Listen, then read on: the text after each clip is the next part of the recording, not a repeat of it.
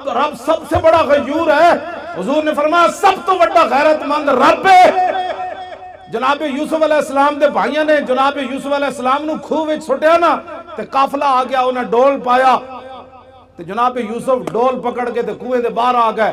قالو یا بشرا ھذا غلام, وہ کہنے لگے وہ کتنی خوشخبری والی بات ہے, یہ وچوں بچہ خوبصورت نکل آیا.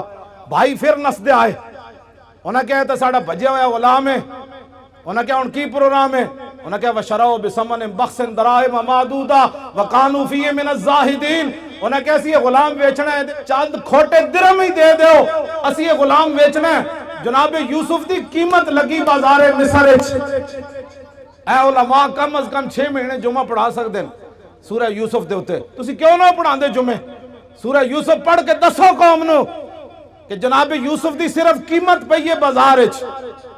رب 7 سال قات لے آیا مصر وچ, 7 سال قات سالی آ گئی. دودھ پیندا بچہ بھی جدو جناب یوسف دے پیراں وچ وکیا نہیں سی نا, دودھ پیندا بچہ بھی جدو ماں پیو ویچ کے نہیں سن گئے, اس وقت تا رب قات نہیں ہٹایا. رب اپنے نبیوں دی عزت دے بارے اتنا غیور ہے, وہ تو جناب یوسف ہے, اور امام الانبیاء کی بات تو ہے ہی نرالی.